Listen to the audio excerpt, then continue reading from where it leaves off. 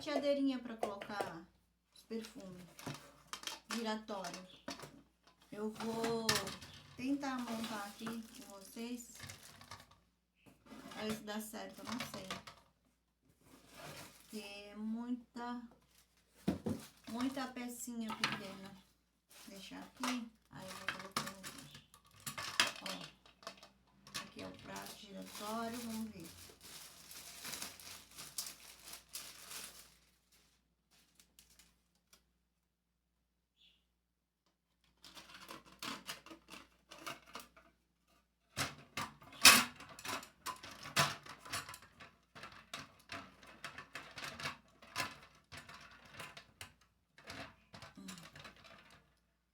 Não sei se tá bem encaixada. Deixa eu ver.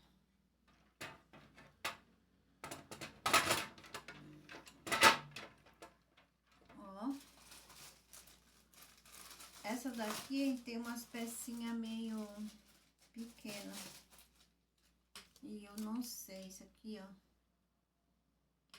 Eu não sei onde coloca. Mas aí eu vou montar, depois eu vejo direitinho.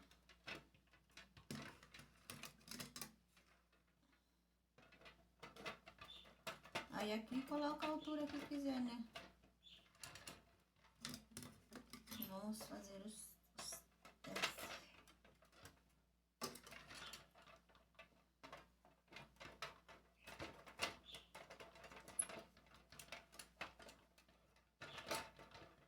Ela tá meio balançando. Ela não é assim, né? Mas eu vou colocar só algumas coisinhas aqui pra vocês verem como é que vai ficar. Mas eu acho que conforme vai colocando as coisas, vai ser coisas maiores. Conforme vai colocando as coisas, aqui já tem que ser maior, senão não cabe. Mais pra cima. Deixa eu ver. Assim. Assim.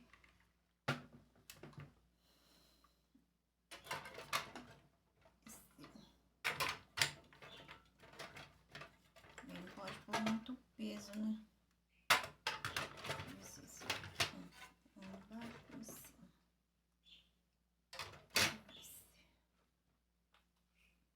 Ixi, acho que isso aqui ficou pesado. Vou colocar isso aqui pra ele. Esse aqui ficou pesado, então vai pra baixo. Aí, esse. Aí, aqui em cima coloca os outros, mas eu acho que é assim. Aí, só falta ele ficar bem fixo. Aí, aqui em cima você... batom, essas coisas, coloca aqui coisas menores. Ele tá balançando ainda, não é? E ainda tem mais coisas aqui pra colocar. Eu vou arrumar direitinho, depois eu mostro pra vocês.